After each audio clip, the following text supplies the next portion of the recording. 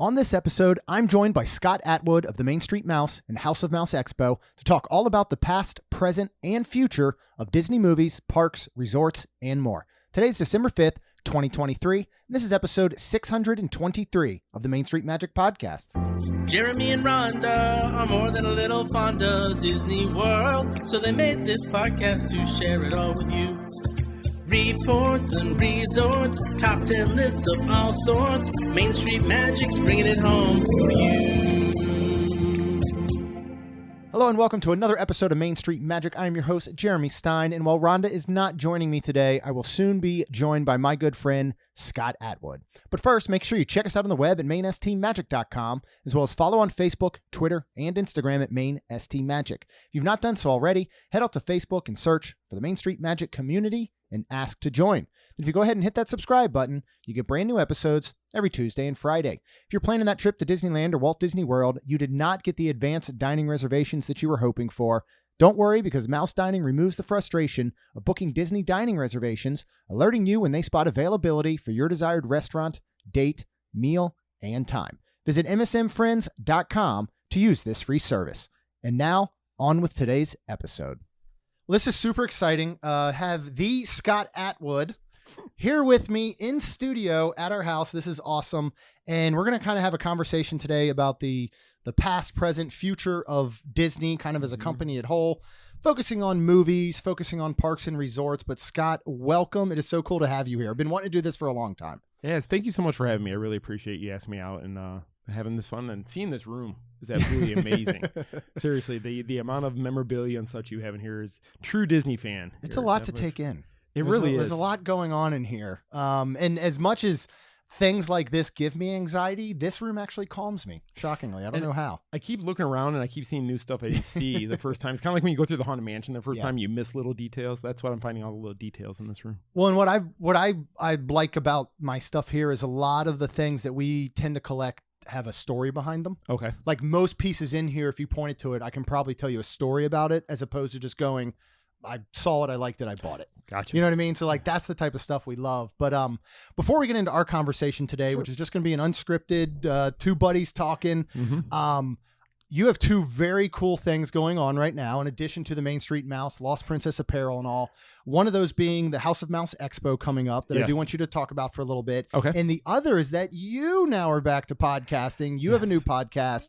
So talk about both of those real quick before we get into our conversation today. Okay. Well, we'll start with House of Mouse Expo. You've been at both shows the last 2 years. So this is year 3 coming up. It's going to be March 2nd and 3rd at the Osceola Heritage Park Event Center in Kissimmee. It's the Turnpike in 192 area of Kissimmee. We're really excited this year. We've doubled the amount of our vendor floor and our space there. We've got bigger panel rooms. We've got an excellent guest list this year. So far, we've announced Caitlin Robrock, who's the voice of Minnie Mouse, Brett Iwan, the voice of Mickey Mouse, Bill Farmer, Goofy and Pluto's voice, Jim Cummings, who's the voice of everything, mostly for Pooh, Tigger. Gosh, there's just so many people coming. We got the 3 young girls from Hocus Pocus 2 who played the 3 witches. So Juju Brenner, Taylor Paige Henderson, and Nina Kitchen are all coming. Ross Marquand, who's the Marvel Universe as Red Skull in Infinity War and Endgame, but he's also been on The Walking Dead as Aaron for many years. Martin Kleba and Kevin McNally from the Pirates of the Caribbean franchise who are there. And Kevin's got a lot of stories. I talked to him about coming because he was Johnny Depp's right-hand man through all those movies. Yeah. So he's really excited to share some of those stories with our fans when we get out there. We have more guests that we're getting ready to announce in the next couple of weeks. So it's just going to be a great time. Saturday night, we're having an after-hours party, which is going to be like a 90s throwback type party. Since we have so many Disney afternoon people, actors and such, that we're going to do like a throwback to that time. And I forgot to mention Jason Marsden, the voice of Max Goof, Binks Cat, and the Hocus Pocus movies. He was on Step by Step, Boy Meets World, Full House back in the day. He's actually going to be kind of a host for the weekend. He's going to come in there. He's going to host panels. He's going to meet fans. He's not going to be at a table signing or anything. He's going to be walking the floor and just talking to people and having a good weekend. So if you see Jason, you can go up, get a picture with him, get an autograph. He's just a really great, genuine person, and you'll really like him when you get to talk to him. So if you wanted any more information about that, go to houseofmouseexpo.com. You can learn all about it. And if you have any questions, you can get my contact information there. I can talk to you. Yeah. And I gotta say, we've absolutely loved going to this. The first year we went as guests. Last year we were lucky enough to help and be part of the staff. There's nothing like this. And the talent and the guests that you bring in are all just, they're so humble and they're so amazing. And it's just, it is so much fun going to this. And what, aside from the incredible vendors, the incredible, talent and all that's there, the panels, everything, you will come out of here with new friends. Yes, like, definitely. We had known you and Michelle for a little bit, Yeah. but we have, through this and through House of Mouse now, we have met so many incredible people that we now call our friends, and you'll do the same, like coming to this. Like it is well worth planning an entire trip around. Oh, definitely. Like, we have a lot of people who do that. Actually, last year we had a gentleman come from Australia to come to the House of Mouse. Incredible. He was, for those who don't know, last year 2, which was in January of 2023, we had the world's largest Hocus Pocus reunion from the original movie. We had 9 original cast members, including Doug Jones, Omri Katz, Vanessa Shaw were there, amongst others. And this gentleman's a huge Hocus Pocus fan, and he saw these 9 characters were going to be together that he's never been able to see in Australia. Yeah. He flew to Orlando to go to our show to meet all these people, which blew me away when he emailed me asking me all these questions. And was going to be there. We've had people from England come in for the show. I mean, it's just it's so humbling. It's so exciting though to see it come together and see the smiles on people's face. The idea came to me at D23 Expo in 2017 that we needed something similar to that here in Orlando area.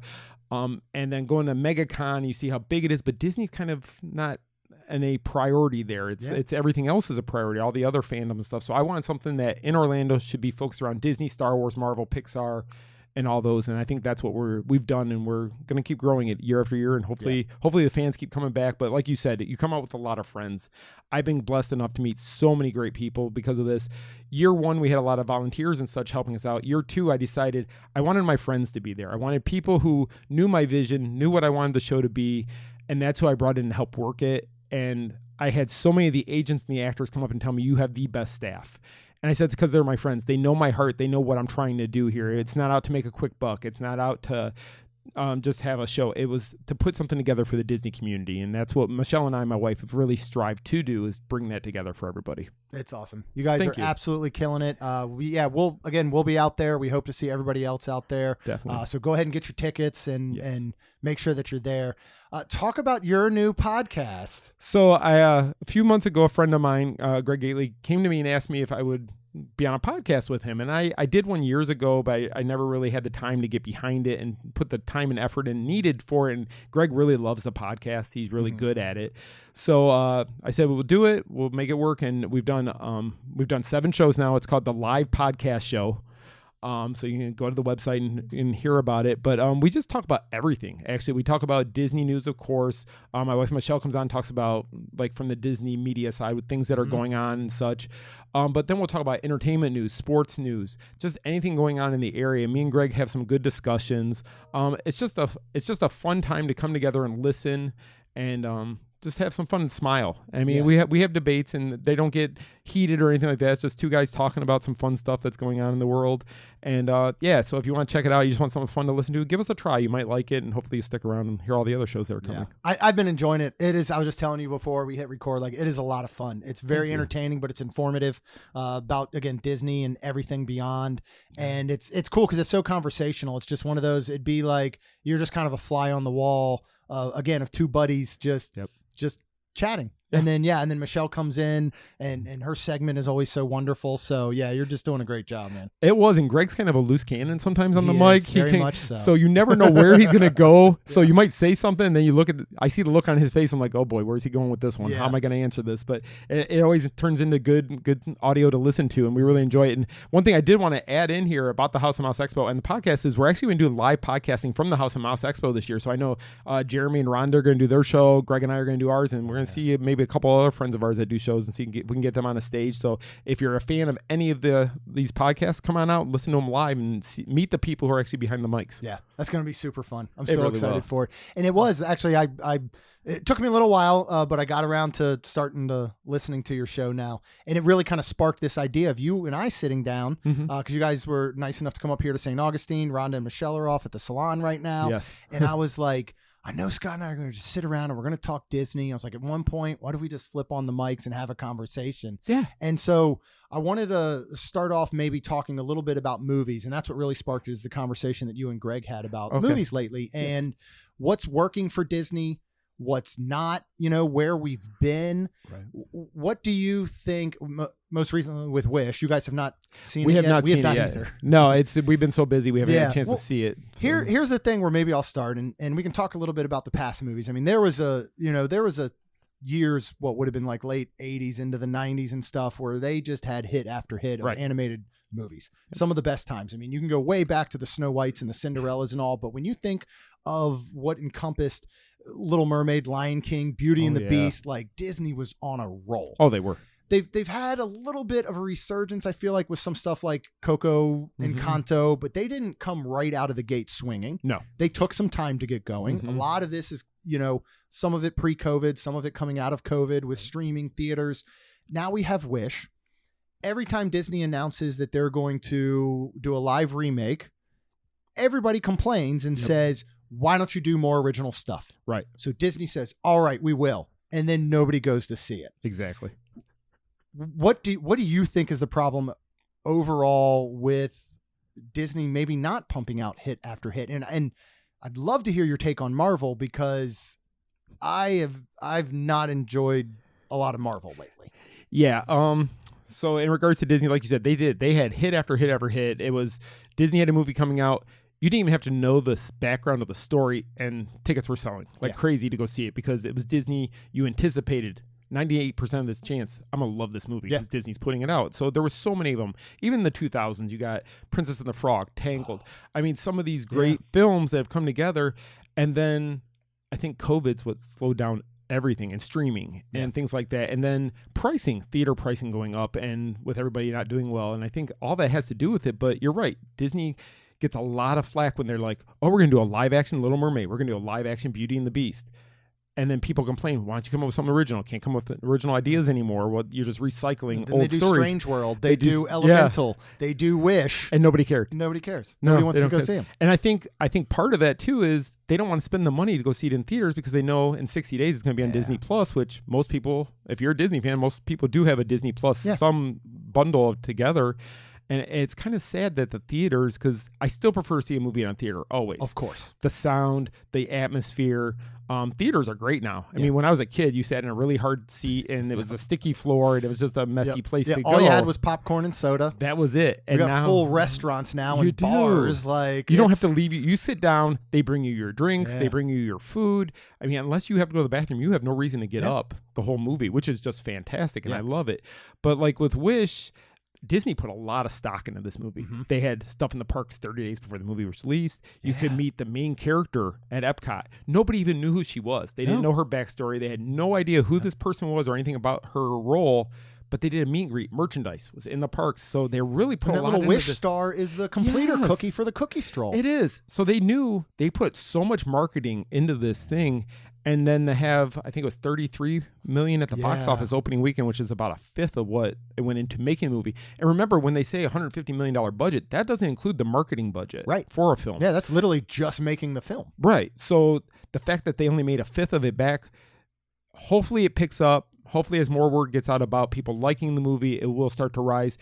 The one thing that we talked about the other day was Frozen. When Frozen dropped, I think its opening weekend only made like $200,000 or $250,000, which is amazing that that's all it made, considering the phenomenon that became one of the biggest movies, the biggest sellers in of history. all time. Not even just Disney. It is, and still to this day, if you mention Anna, Elsa, Do You Want to Build a Snowman, Olaf, any of that, it's crazy how much that's really caught on.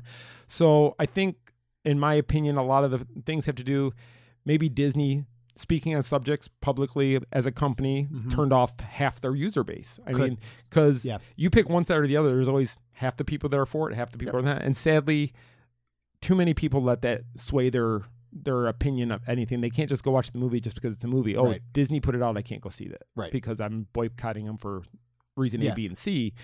And then there's the other people, I'm going to see it because Disney put it out, and I'm on their side no matter what they did with A, B, and C. So I think that hurt them. The COVID, I think, hurt a lot of people, including movie theaters. Movie theaters have had a really hard time. Pricing had to go way up. I think back to when in the 80s, I'd go to the movies up the street from my house, and for $5, I'd get the movie, popcorn, and a pop.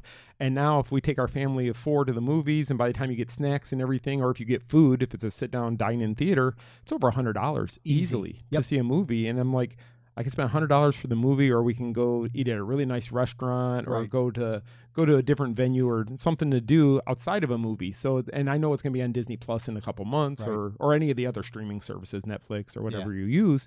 So I think that's what really hurt them. I think the Chapek time kind of hurt them, turned a lot of people away from it. But I guess that's my best opinion of what's going on with the Disney side. Marvel side, I think Marvel's mistake was they kept trying to throw so much at us at one time. Yeah. And I'm a same with Star Wars. I feel like now with as great as Disney Plus is and some of these different shows and all, like we don't have the time to consume it for us. Right. Like personally as a family, especially because, you know, I'll just throw real quick, like Loki season 2. Kaylin wants to watch it. Yeah. She wants to watch it with us. Getting the three of us, as sad as it is, to sit down for 1 hour uninterrupted once a week is actually really hard. Yeah, it is. And I think they threw so much. And then with Marvel, I mean, that first 10 to 12 years will never be beat by anything that is ever created again. No, there's no way. And it's the one that every other movie studio is looking up. How do we do what they did for all those years? How do we copy that? How do we copy that and make that work for us? And they can't. DC's been trying. They can't do it. Miserably. And like you said, it's hard for you to sit down because with Marvel being tied into the big screen films, the things that are on Disney Plus, plus you have them tied in sometimes in the comics. Sometimes there's books about certain things, and it's such a big tie-in. You have to commit a lot of time. You do. I'm a huge Marvel fan. You know that. Yeah. I love Marvel more than any other franchise there is. And even with Loki, I was behind. Yeah. And for me and Greg, he kept wanting to talk about Loki, and I was behind because I just didn't have the time to commit. And I know it seems silly that, you didn't have 45 minutes.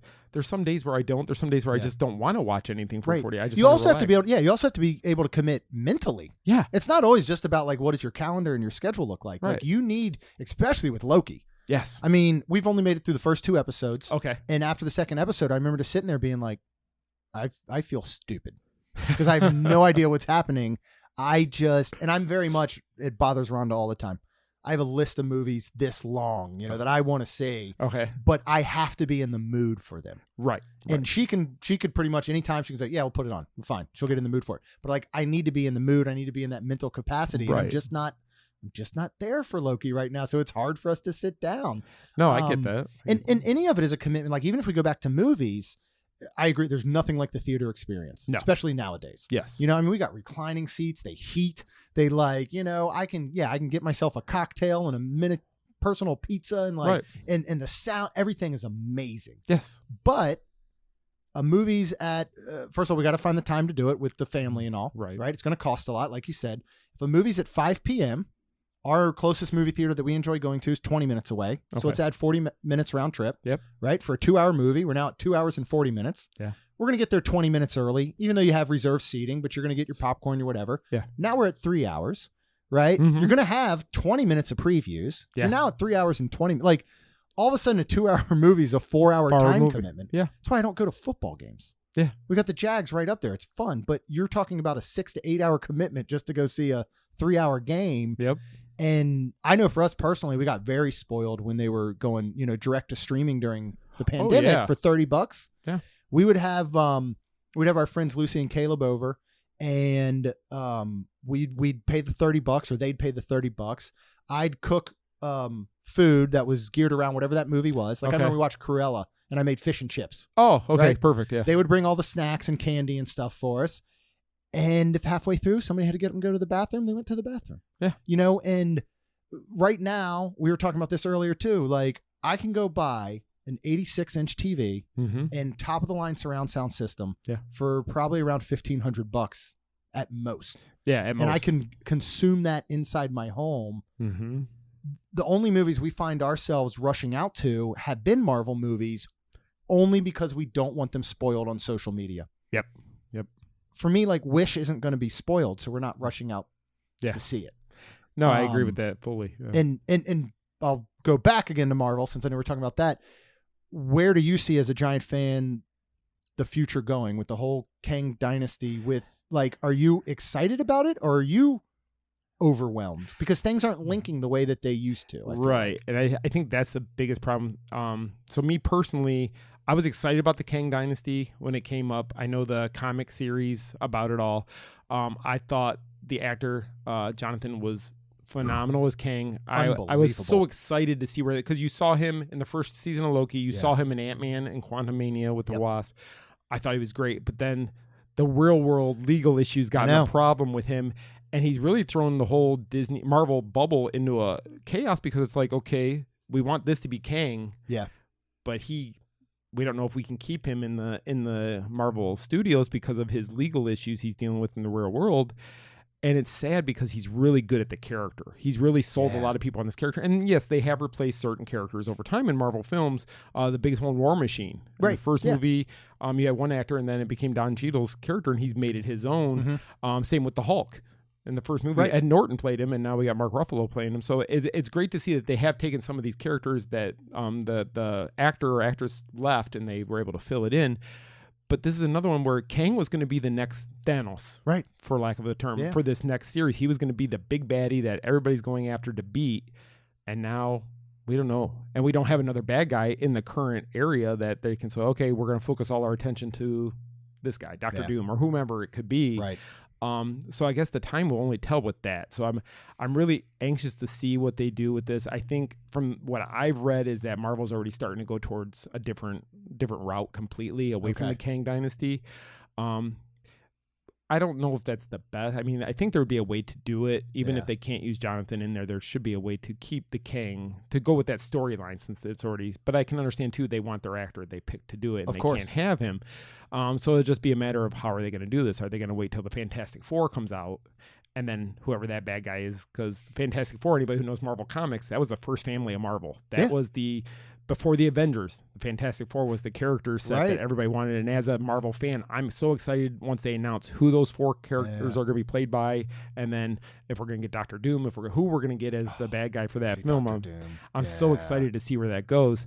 I'm excited about the future. There's been a few great highlights in this term of Marvel. I really like Black Panther 2. I thought it was great. That is one of the most beautiful movies I've ever seen. It really is. Color-wise and everything is just touching. touching. It was hard to make it through the beginning of that movie. It really was. We've only watched it once, honestly, because of it. It's very, when I saw it in the theaters and you see that opening Marvel Studios montage and it's all Chadwick. Yeah. I mean, it makes you sad that he's gone. Yeah. And to think back that he actually did Infinity War and Endgame sick. Yeah. And nobody knew. Nobody knew. He kept it from everybody because he just wanted to turn in that acting that he did and made it so phenomenal. And he's just such a great actor. I just hope that they can get back to that somehow, some way. Black Panther was good. Trying to think what else has really come out since then. We love Guardians 3. Guardians 3, of course, was great. James Gunn's farewell to the Marvel Universe. Now he's joining DC, which I'm really kind of sad that he's good for him to be able to go on and be able to become the Kevin Feige of the DC world. Yeah.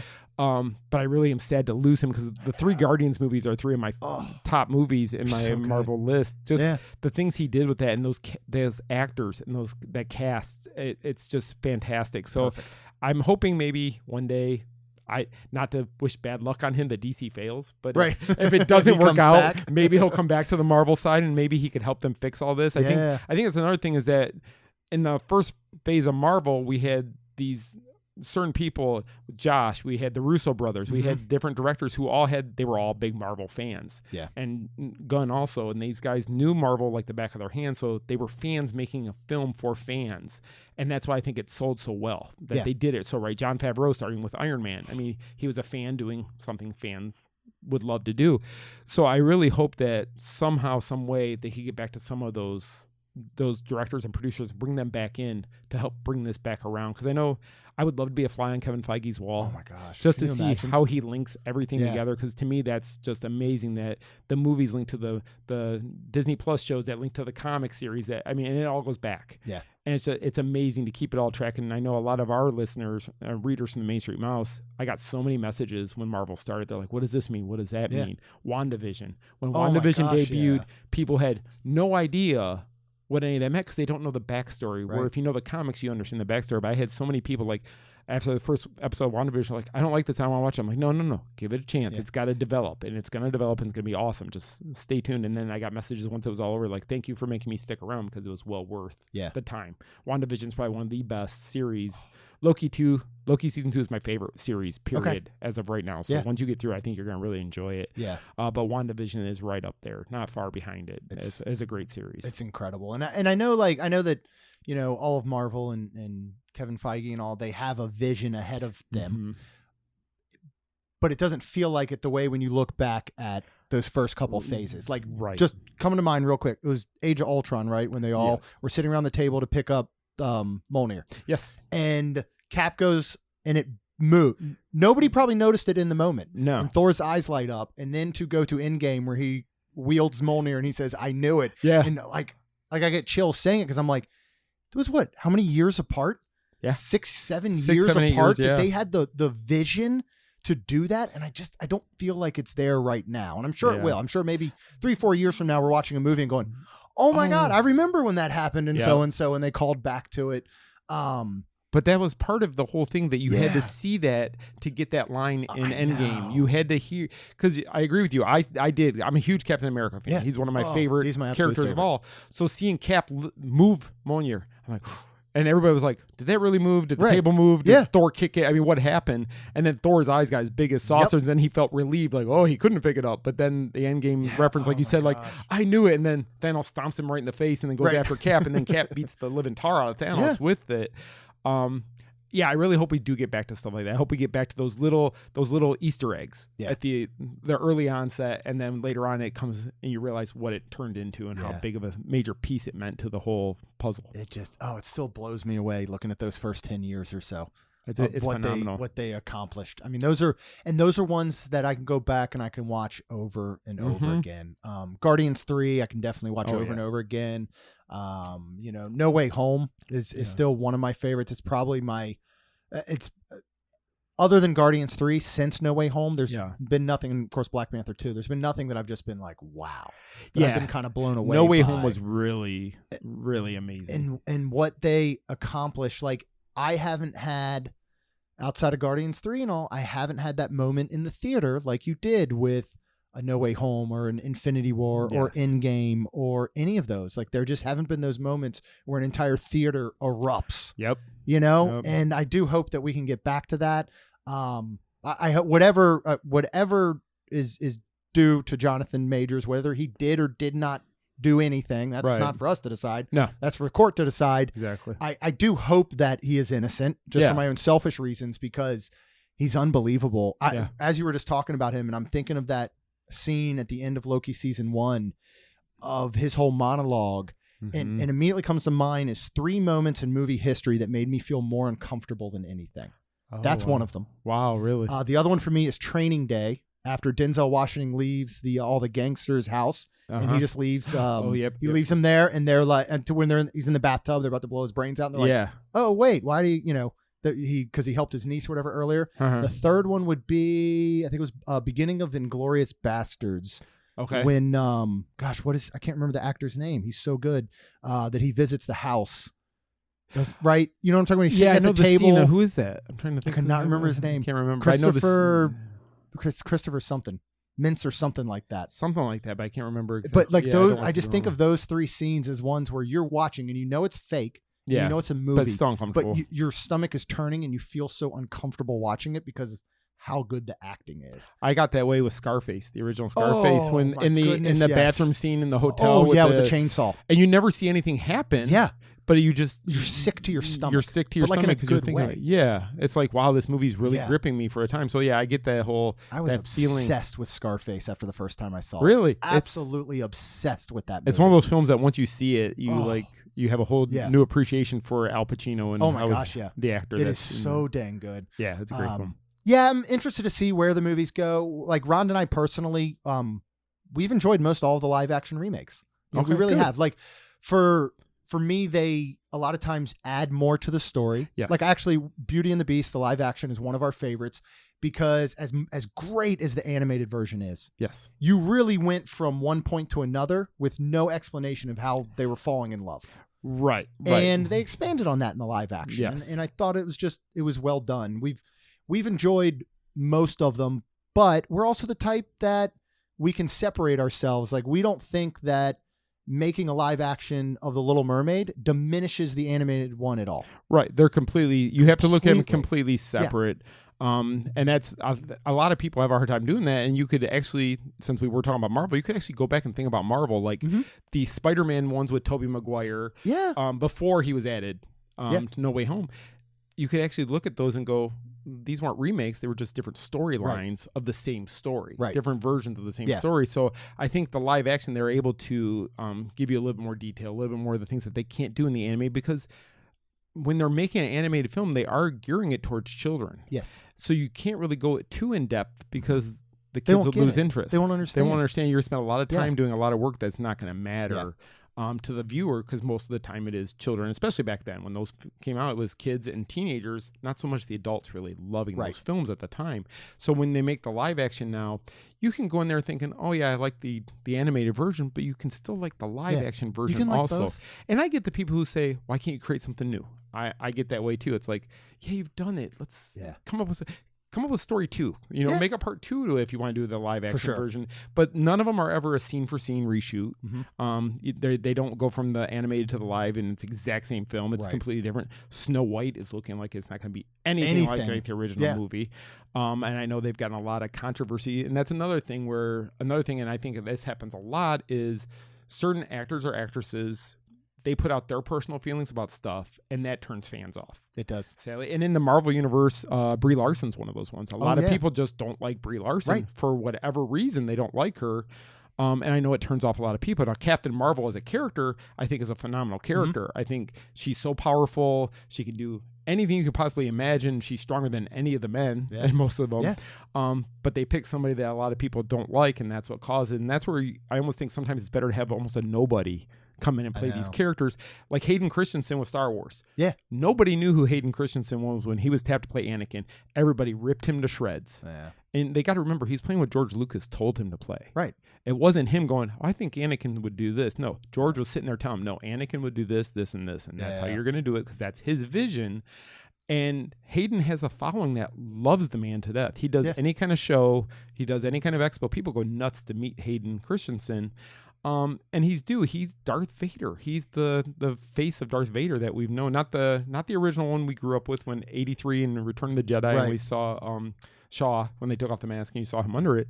But I think Hayden's one of those things that if you're a Star Wars fan, you really appreciate. What Revenge of the Sith was one of my favorite fight scenes in all of Star Wars, at the end where him and Obi-Wan are battling on Mustafar. I mean, I just love that. So, but I do think the actor unfortunately plays a big part in if people want to go see a film or not see a film based on. My wife is not a fan of Brie Larson at all. Right. She had no desire to see the Marvels. Yeah. I still haven't seen it, honestly. I know we haven't seen it yet. But it's one of those ones that I'm almost waiting. Well, it's going to be on Disney Plus soon, so I'll just wait and see it there. Because at this point, we're far past. So let's just go ahead and wait. And I haven't had anything spoiled. I haven't had anything spoiled on it. And that's the other thing I think that can hurt movies so much is social media. Yes. Is all of a sudden, you have so many people that they get, a shot from somebody's cell phone 300 yards away that's grainy, and they're like, I hate that character's uniform or outfit or costume or whatever. Right. This is stupid. I'm not seeing that movie. Like, dude, it's day one of filming. Yeah. And like, you're trusting somebody's, probably flip phone pick at this point. Exactly. Like, what are we doing? And I think it definitely hurts it a lot. But yeah, I remember when that happened with when Jeremy Renner and they was it Endgame or Infinity War? I think it was Endgame. They got pictures of him in his costume as Ronin. Yeah. And people are like, is that Ronin? Is that now? Are they bringing Ronin character? How are they going to do the Ronin character? People were asking so many questions about it. It's like, wait and see the film. Yeah, just wait.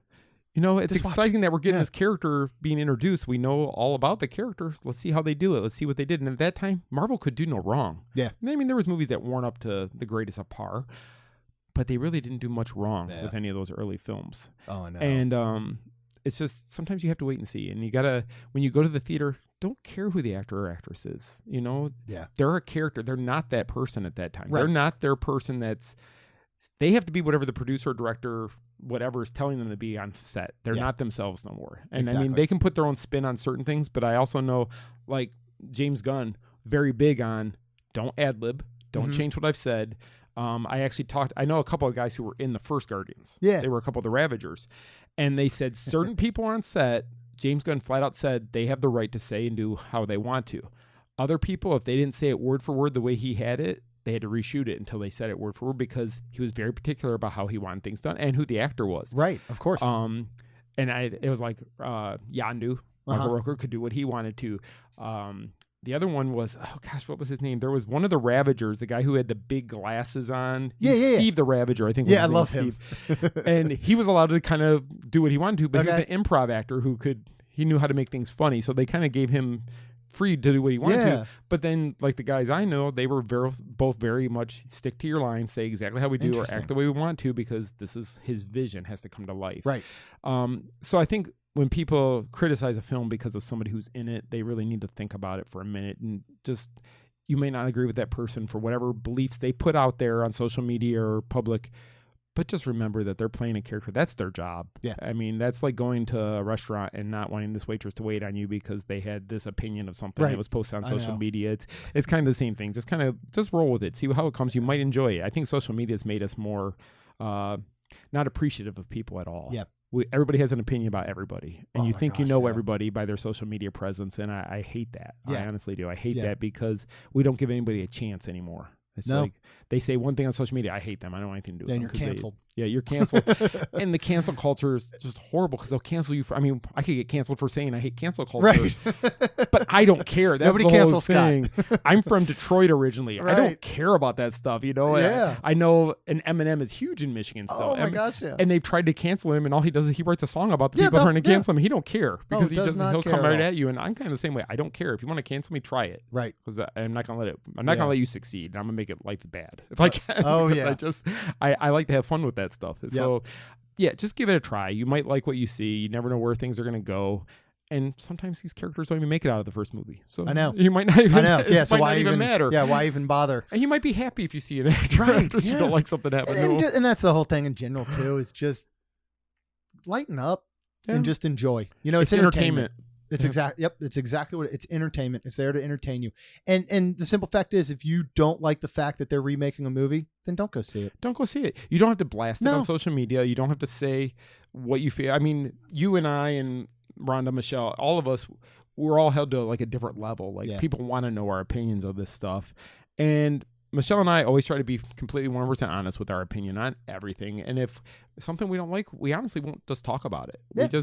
We'll find the good in whatever it is. We'll talk about the good, but we might not talk about the things that we don't like. Do we like everything Disney's doing? No. But nobody does. Right. But I can say this, being on Disney's media list and things me and Michelle have done, Disney has never once told us what we can and can't say. That's amazing. All they've said to us is all we want you to do is be honest. That's all they want from us. They just want us to be 100% honest with the fans and give our true opinion. And we'll preempt that. We'll even say, you might love it. Right. Maybe it's not something we love. You might love this exactly. Go try it. See if you enjoy it. If you don't, fine. If you do, tell everybody you know why you love it. Exactly. You know? Don't hold it to yourself. So I guess that's where I don't like that everybody just assumes everything in social media nowadays.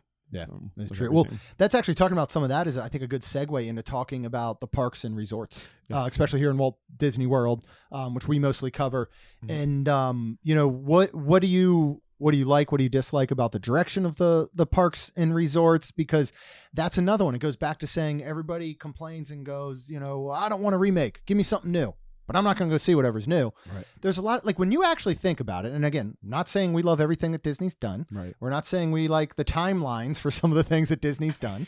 We don't. Yeah, the teases, the blue sky ideas and all that. Yes. But if you look back in the past decade, Disney World in general has given us a lot. They really have. When you go all the way back to New Fantasyland. Mm-hmm. Right? I mean, we can start there. We have an entire, Avatar and Pandora Land. Yes. We got an entire Galaxy's Edge, an entire Toy Story Land. We got individual rides like Tron, Remy's Ratatouille Adventure. Even if they are copycats, we still, we got them. Yeah. We got Cosmic Rewind. We've got new Riviera Resort, a brand new resort. We have Grand Destino Tower that went up at Coronado and reimagined that whole place. We've got Poly DVC Tower going, like, they're giving us a lot, but it's somehow not enough for people. Yeah, I agree. What's up? What's going on? Like, and I don't disagree with it all. I mean, I do agree that there's like, do you want a fifth park? I do, yes. Okay. Personally, I think for years I've heard Disney talk about, we have enough room to build 3 more parks at Walt Disney World. Okay, well, quit saying it and just finally do it. Yeah, at least do one of them. You know, I think Universal building Epic Universe is the greatest thing for Disney fans because that's going to push Disney to have to do something else to step up. You know, they can't just add one more attraction in a park that takes 4 to 5 years right, exactly. to build it. Yep. So I think them finally eventually pulling the plug and saying, okay, we're going to do, it's going to take them a while. There's no doubt about it. Tron was built, took longer than the whole Magic Kingdom did originally in the 70s when they didn't have the technology to build it. Right. So I hope that it does push them to go down that route eventually. Do I think it's going to happen anytime soon? No. But I know they are working on other things that I've been told from certain people I know that they are working on stuff that's going to come out before Epic that they say the fans are going to absolutely love. Yeah. So we'll see what happens with that. And I can't even speculate about what those things are. I'm not privy to do that. But I do know a couple of Imagineers who I've talked to, and they've said there's a lot coming. They won't even tell me the details. They just said, you're going to love it. As a Disney fan, you're going to love what's coming. So I hope the Disney fans do that. I think Disney fans are they don't like change. They want change. They don't want to deal with change, though. That's a great way to put it. They want new things, but they don't want to wait for it to come up. They want it, or to get rid of the old things. Or get rid of the old things. They want Mickey and Minnie's Runaway Railway, but they don't want it to replace the Great Movie Ride. Exactly. Which is understandable, especially given the space that Disney has, the land space and all that they have. But that is the other thing, too, is, and I don't remember the percentages of what Disney is supposed to keep undeveloped. Right? There's a certain percentage. So a lot of times that's when they'll buy up other land just so they can now develop some of the original land that they had. And people go, they just bought this plot so-and-so. They're going to build something there. No, they're not. That's to keep with their percentages so they can build within some of the original stuff. Exactly. And we should be glad we're not Disneyland because Disneyland they got nowhere to go. Right. I mean, they're turning garages and stuff and having to dismantle them or make them bigger to have more room so they can take a parking space to build new attractions. So, I mean, they lost their whole Two-Town area when they were building Runaway Railway out there. And now it's all back and it's functioning again, but they lost a whole land while they were building one ride. Yeah. I mean, that's kind of crazy to think about. That would have been like them shutting down Tomorrowland when they were building Tron. Right. We would have had none of that back there while they were building Tron. So we have that advantage here in Orlando. The hotels, I think we have too many of them right now. I mean, I know they're full. Yeah. And that's the whole thing. And I get it. They build it, people come to it. The tower at Polynesian will be packed. When it opens up, no different than as much as everybody already hates it. Yeah. But they are not going to be hurting to fill those rooms up and sell contracts at all. But somehow everybody hates it because they looked at a 10-story concrete structure and they made an opinion that it's awful and it's ugly and it's not going to work. But if they think back, what was there was the stage show. Yeah. But it was just trees is all you saw. Yeah. I mean, just a big empty space with trees.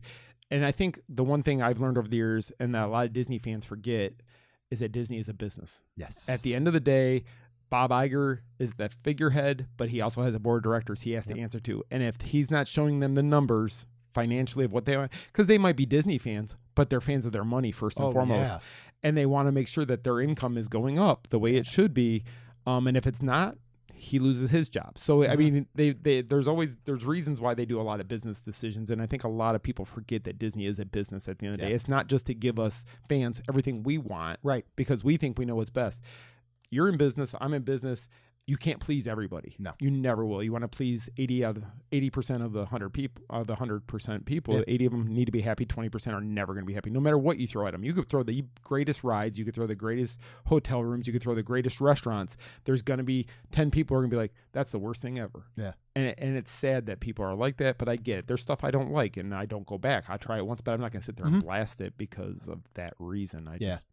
Not me. Well, and I think too, a lot of people come in with certain expectations that might be slightly unreasonable with that, and some of that's Disney's marketing. You watch a Disney commercial and you see, a princess walking a little girl through the lobby of the Grand Floridian and you think that's what we're going to go experience. And they show, Galaxy's Edge and a family's taking a photo in front of the Millennium Falcon and nobody else is around. Like, but that's how it goes. Look at anything else. That's how Universal's, marketing. That's how SeaWorld and Busch Gardens, any of these other places are marketing. Disney just has such a target on their back. They do. But you could say the same thing, McDonald's. Yeah. You watch a McDonald's commercial, that Big Mac looks like and those fries look the greatest ever. Yeah. And then you go It's there not and even it's real food it's that you're thrown looking at. Yeah, it's not even real food, but it makes you want to go get that Yep. Big Mac and fries. And even though you're going to get it, you're going to be like, oh my God, it was horrible. Yeah. Or it was just thrown together. My burger was half off the bun and the lettuce was in the box. Right, right. And the fries were cold and soggy. I mean, it's marketing. Yep. They have to sell you on the idea. They have to get that thing in your mind that goes, I have to go there. I have to do this. I have to go do this. And it's marketing that everybody's done for years. Like subliminal advertising has always been there for the back of our brains to think, hey, I need that because it sees something our eyes don't. So I think that's where people need to be realistic. Disney, I've been at the Millennium Falcon. I don't think I've ever gotten a picture with nobody in it. I photoshopped people out of my pictures, but I don't think I've ever had the true photo taken like that where there was nothing in it. I was at the Magic Kingdom just yesterday. We went to Rope Drop because Hatbox Ghost appeared. Finally materialized at the Haunted Mansion, which was phenomenal. And the park was pretty empty because it was cold out yesterday. The park opened at 8, so we were there at like 7:45 or so. So there wasn't a lot of people in the park, but you still could not take a picture up Main Street with nobody in it. It's just after COVID, though, the first day after COVID, oh my gosh, I have pictures down Main Street with nobody there. It was Yeah. just insane to see it like that. But the commercials paint that picture that, you want to do that, but you know what? You can get your pictures and there might be other people in the background. You can do things. One of the best stories I ever have is when we first moved here, we used to close the Magic Kingdom all the time. Because when we first moved here, it was like, we're going to close down the Magic Kingdom every night. It's so fresh and new. And you're so excited to be there. It is. And they will at the Magic Kingdom. So we were never asked to leave. We were never told you got to go.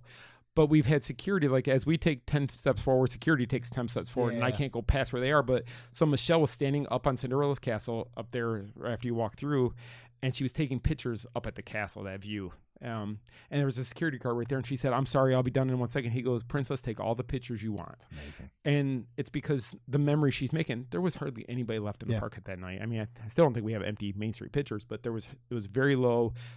They already played the Kiss Goodnight on the castle. They'd done all that.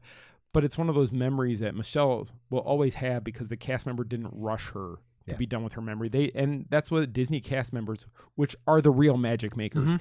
I don't care what anybody says. It's not the people at the board meetings. It's the cast members who make the magic. Imagineers are cast members. The people putting you on the ride, that's the cast members. The security guards checking to make sure you're safe to walk in the parks at the beginning. That's your cast members. They make the magic. It's not the rides. It's not the restaurants. It's not anything else. But those are the real heroes of Disney, in my opinion. Yeah. Those are the people who they deserve a pat in the back. You have your thing. Be nice to cast members. I think it's a phenomenal word to say because people aren't always nice to cast members. They blame them for everything. I know. Why are the prices so high?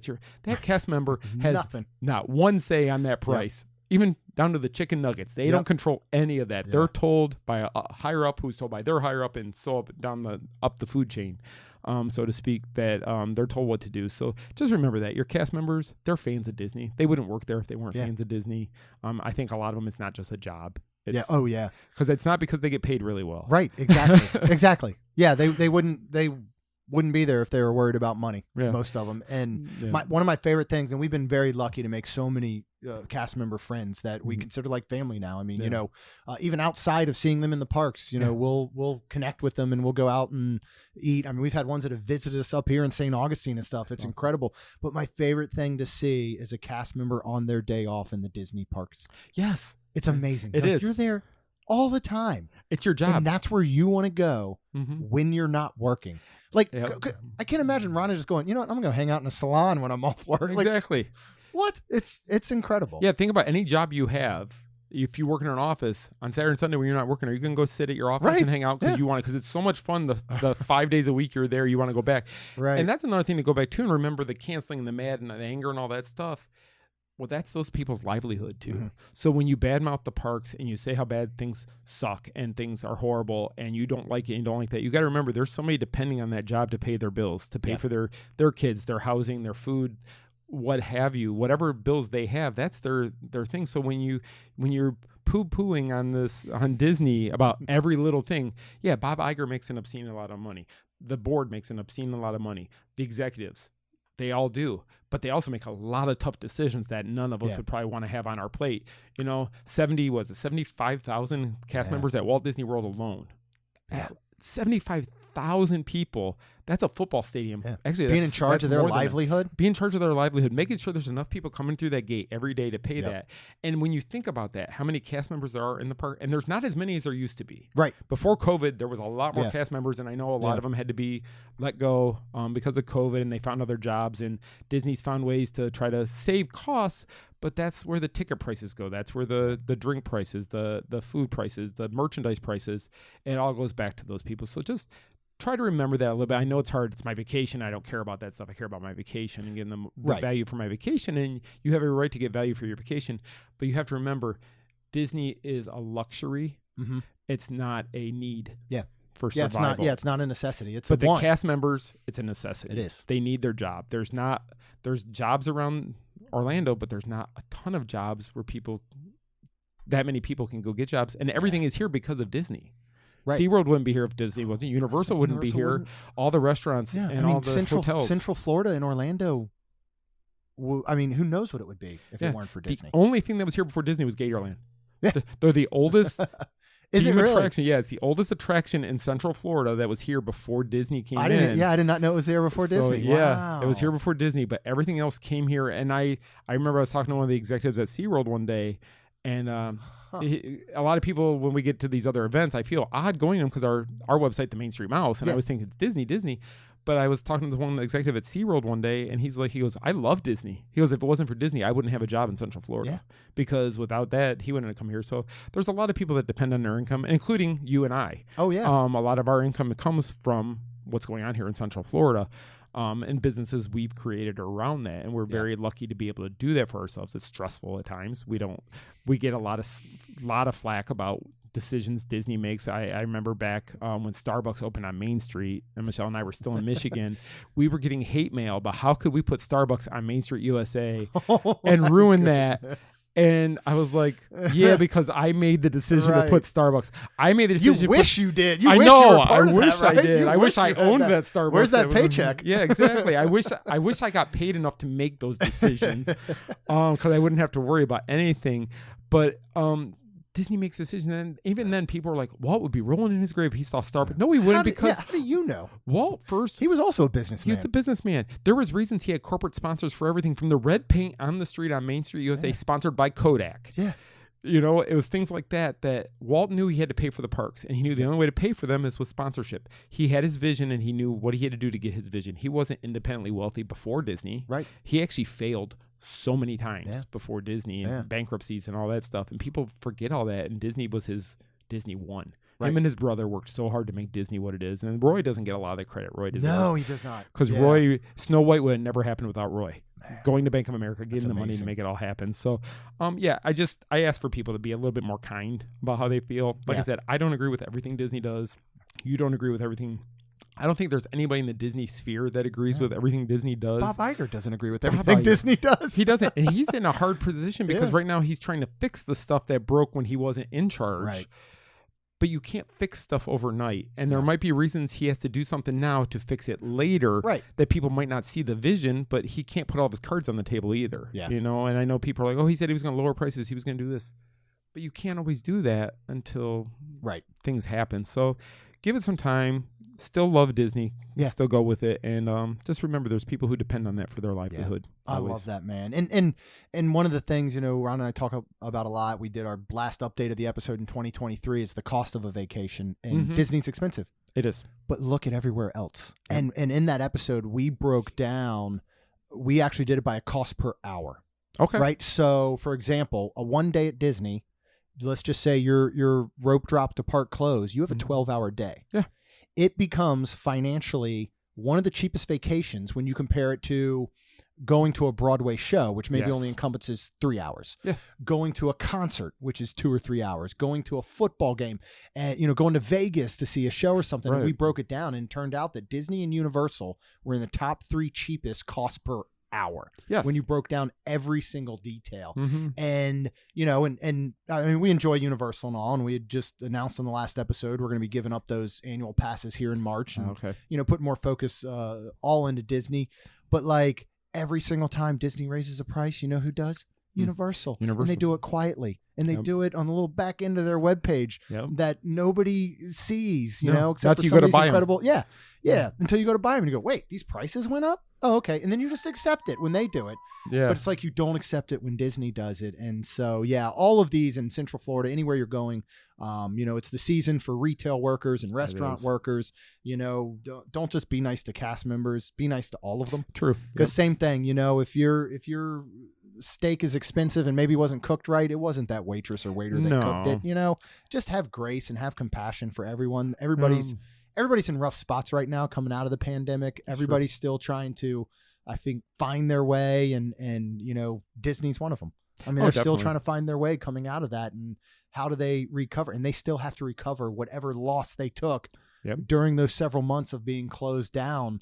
You know, and it's just I love the way you've put it, though, especially when you talk about the cast members and their livelihood, and just it's outstanding. Well, it's that entitlement I think a lot of people have. And yes, you are entitled. If you're spending your hard-earned money, you're entitled of what you want things to be. Definitely. But at what cost? Are you willing to go to that? Are you willing to jeopardize somebody else's livelihood because you want something? And everybody wants the Disney dream. And that's what we know, Michelle and I, and you and Rhonda probably know, that our main job is to sell Disney to the public.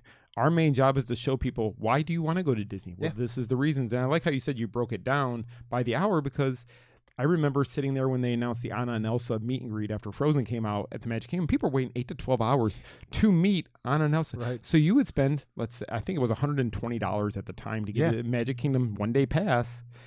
And you were going to spend 8 to 12 hours of that to meet actors. And then be mad about characters. it. Yeah, be mad about it. Complain about it. Right. You're going to complain all you want to about it, but you still did it. It doesn't matter. Yep. And if you're going to complain about it, then don't do it. I mean, it's that simple. And for me, would I have ever waited that long? I don't have any little girls in my family, so I probably never would have. Right. But I can understand if your daughter is looking up and she loves Anna, she loves Elsa, and she wants to meet them, and she wants to be a Frozen princess. You want that memory with, and there's no price you can put on the memory you have with your children meeting somebody they really want to meet. So that's something to think about too, is that it's like everybody has their different visions of what they want for their value of their money. Not everybody's the same. You see people over the months, we've seen people getting in fights at the parks over stupid reasons. There's absolutely, he looked at me wrong, or he got in my way, or I'm on my vacation.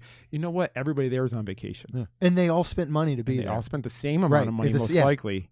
For that day. For that individual day. Yeah. They've all spent the same amount. You may be staying for 3 weeks. You may be staying for 3 days. You may be staying for 1 day. You still spent your hard-earned money, and your day is no more important than that other person's day. And try to remember that they're all trying to create those memories. And when we go to the parks, and I'm sure you do, we go to the parks with a different way of looking at things. You know, we don't have to wait in the 4-hour line. If it's a line, we can come back next time and ride the ride. So we're fortunate that way that we don't have to do that. If you're there for 1 day, and I get you want to get in your full value's worth. And some people, they don't even care about the value. They just want the memories they're getting. You always see the family with the one person who doesn't ride anything, and they're always the one holding the bags outside of the ride. But how much memory are they getting? Yeah. And that was always my mom. Yeah. Yeah. Okay. I mean, she was the one that still, you're like, you took all this time and spent all this money to just sit on a bench while we ride things, but they're memories that she'll love forever. Well, and that's the thing, that when your life is coming to an end and you have nothing left, it doesn't matter how much money you have in the bank. It doesn't matter how big your house is. It doesn't matter if you got the newest car, the newest electronics. All you have is those memories in your head of your children, of your friends, of your family.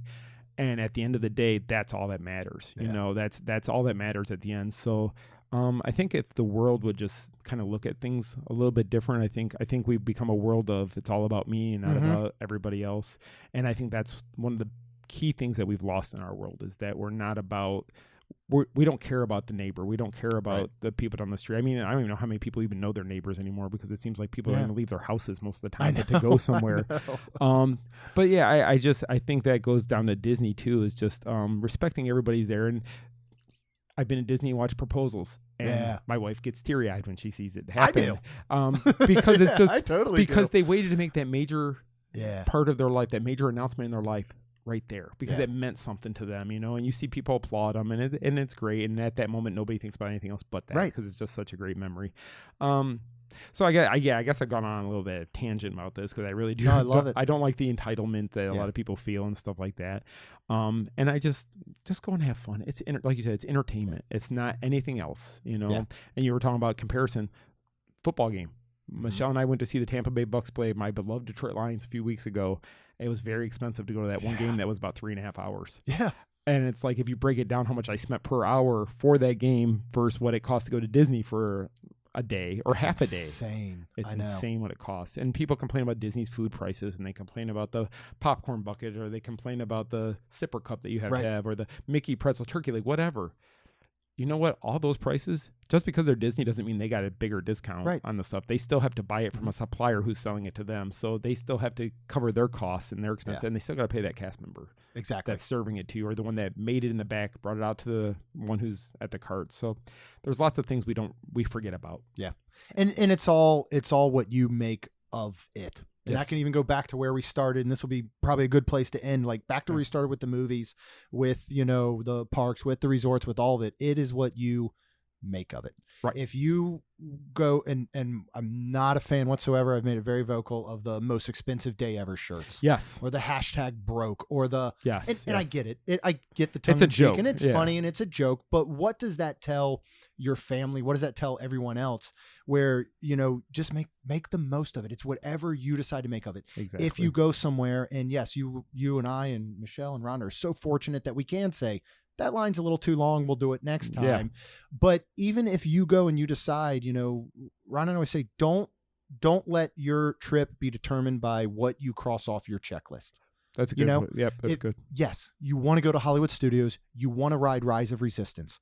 But if you're there for a week and you don't get to ride it, and you come back and tell people, I hated Disney, we didn't get to ride Rise of Resistance, and that's your focus, that's on you, man. Yeah. You wasted your money. Disney did not waste your money. Right. And if you follow and you know, sites like the Main Street Mouse and all of your socials, if you listen to us, you're going to get some tips, you're going to get some tricks to enjoy Disney to its fullest. Yep. I know you guys probably feel a lot like we do. Like a lot of times we spend our money in hopes of maybe letting you know that it is worth your money to spend, or it's not. Yeah. You know, we're fine spending money, and not that we have a ton of it, but to come back and say, this is your once in a lifetime trip.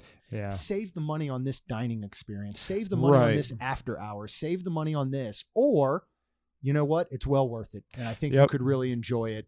And it is. It's just, it's how you treat your vacation. That's with anything in life. You know, I mean, the trip to the grocery store or a restaurant, it's all what you make of it. Well, that was the biggest, most recent one. I know you were trying to wrap up, but about Jollywood. Yeah. The first Jollywood nights got so much bad press everywhere. Yeah. And there was a lot of miscues that night. There was a lot of things. And I don't think Disney, I think they should have tested it once, maybe a cast member and media preview before they opened it to the public. I know they fixed it though before the next show. They didn't. It says a lot. It says a lot. It says a ton, because those tickets were already sold. They were sold, and they knew, and they could have just kept running the parties the way they did, and they would have been fine.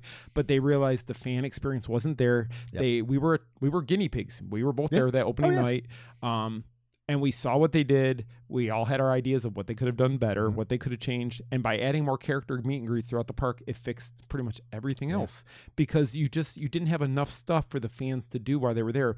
And the rides were empty. Oh, I know. You could have rode 5-10 minute wait at most. Any ride, which includes Rise of the Resistance. If you would have got because you could have got a reservation or virtual queue for it, because it was pretty easy to get it. Yeah. You could have rode Rise that night. You could have rode the Falcon. You could have rode the Tower. But again, it's making it what you want it to be. So we walked out of there going, I didn't like this, but I loved what's this. Right. I loved it. That was fantastic. Yeah. I loved the feel. I loved that everybody did dress up. It was kind of cool to have like that 1950s type feel to the party. That was something that was really cool. And one more thing, I'm sorry to touch on this, but it's just another memory so a few years ago, Michelle's best friends from Michigan, Michelle and Paula. Michelle came down. Now, Michelle, she's our age, she'd never been to Walt Disney World in her life. Yeah. Her mother promised her as a child she was going to go, and things happened. They never made it. And her mother passed away a few years back, but Michelle still always wanted to go to the Magic Kingdom. And so we wanted to make sure we were there to capture that when we saw it. So, but the day before our meetup, I think it was day of our meetup or the day before our meetup, I can't remember, we took her to the Magic Kingdom. And seeing her walk around the train station and walking around the hub there, or not the hub, the main area where the flagpole is, she's coming around and she saw the castle, and to see the tears rolling down her face, and you could just tell the emotions, and I'm getting choked up thinking about it now. But the emotions in that castle, touching a woman who is not a child, not near being a child, instantly became a child though by seeing that castle, because growing up, that's what we always saw. We always saw the castle. You always wanted to see the castle, and she saw it. And just even to this day, when she still comes back and she sees it all, she loves seeing Disney. It's her getaway, and it's just one of those things that it brings back memories of her mom, because her mom always wanted to take her and couldn't. Right. But now she goes and she gets to celebrate. Then her mom can watch her do that from above. So, it's just one of those memories though that we have. Now, did we do a lot of rides that day? No. Did we eat a lot of great foods? Did we go to any character? No, we didn't do any you of probably that. don't even remember what you did do because of that. We took her on the mansion. We took her on Pirate. We did the staples you have to do if you've never been. We got our pictures with Mickey. We took her in to meet Mickey and that. And we did all that. But just the memories she has. And she still talks about them. And that was 9 years ago. Wow. She still talks about how she felt that day as one of the greatest days. And then we got to do that. Her husband had never done that. And on his 50th birthday came down. And we were able to do the same thing for him. We took him to Magic Kingdom. We got him in the meet and greet with Mickey. We did all that. And he saw Happily Ever After that night. And he was completely blown. And that was a month and a half before COVID stopped everything. Oh, wow. So we had him at the Magic Kingdom. He saw Happily Ever After. And he's not one to get really excited. Frank was he's a great guy. I love him to death. But you don't really, but he was excited. Yeah. Happily Ever After, he's like, how did they do the fireworks and the projections and the music? And he was, because he's used to 4th of July fireworks in every city in America. Yeah. And that's where they talk about our Disney fans are like, it's fireworks. And that's not what we see. Right. And that's what he saw, and he loved it. So just great memories. Like you said, make it what you want it to be, or make it what it is and what it can be, and keep those memories, because that's what you're gonna live with the rest of your life. So I know I've talked, and that's why we do what we do, and we love what we do. Yep. And I know neither one of us would change it for anything. No, like you said earlier, when we get that email that you guys are doing great, thank you. Yeah, and that usually comes at the perfect time when you're like, why am I doing this? I'm just ready to give it up. I'm gonna get a real 9-to-5 job. And not when I'm done working for the day, I'm done, and we don't ever stop. Right. You know that you work from the moment you wake up till when you can't sleep in the middle of the night because of anxiety, because you're wondering if you're gonna get a check in time to pay a bill that's your electric can be. So, but I wouldn't change a thing. I wouldn't change a thing at the end of the day, because I love having the freedom to do what we want to do and think about what we can and can't do and what we can do to make it better and work with great people. Yeah, so. It's great, and we're so lucky and fortunate that we've gotten to connect with you guys. Oh, definitely. And it's just been amazing. Let everyone know where they can find you and Michelle, website, social media handles, all of that. Okay, so the first one is themainstreetmouse.com. Don't forget so themainstreetmouse.com. You can find us on all social medias with the same handle, The Main Street Mouse, except Main Street Mouse. On Twitter, it's just Main Street Mouse, though. No the there. We're on YouTube, Twitter or X, Facebook, Instagram. We'd have a private group on Facebook that you can join, and that's where we created that, because Facebook doesn't always show your news to everybody. So we created that so we can share it to make sure that the fans get to see everything. Yeah. Michelle also does TikTok, so if you have TikTok, you can get on there. The other thing is our House of Mouse Expo, which is coming up. We talked about earlier in the show, March 2nd and 3rd. So houseofmouseexpo.com. You can go there and you can get all our social links is on there. And then we didn't really talk about, but Lost Princess Apparel is our Michelle's magically inspired clothing brand that we actually created. It's not somebody else. It's not LuLaRoe. It's not Charlie's Pride. It's actually our clothing company that we have the clothes made and such.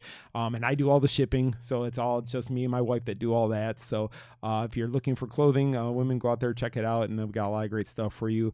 But you can follow us at any of the social media handles. And Michelle, she's also, if you're in the area, she's on Fox 35 local here in Orlando. So cool. As their theme park reporter. She it was a long time coming. They offered her a position to be part of their 11 o'clock newscast. She's also on the radio here locally, WDBO. She's running 3 books. I'm so proud of my wife, honestly. She is an absolute rock star. For somebody who was so shy and never wanted to be in front of the camera and all that stuff, and she's come here and slowly over the years, every one of those things that she was scared to do, she slowly let them all go, and now she's a rock star, and I love her to death. That she just puts herself out there, and I'm so proud of everything she does, and just to see her growing and the way every day she just gets bigger and bigger and better at everything she does. And like I said, I'm very proud of everything she's done. She's amazing. You guys are amazing. We appreciate you guys so much. We're so thankful we've gotten to connect. It's mutual. There's hopefully more to come from all of us. I'm sure there will be lots of ideas that are always be thrown around. But Scott, thank you for not only coming on, but being here in person. Oh yeah. The ladies just got home. I think we're going to grab something to eat and chat and just have a wonderful afternoon. So thank you everyone for tuning in. Make sure you definitely follow Scott and Michelle. They're some of the best in the business here. So from Scott, myself, Rhonda, and Michelle, I'm sure we will see you guys real soon. Jeremy and Rhonda are more than a little fond of Disney World, so they made this podcast to share it all with you.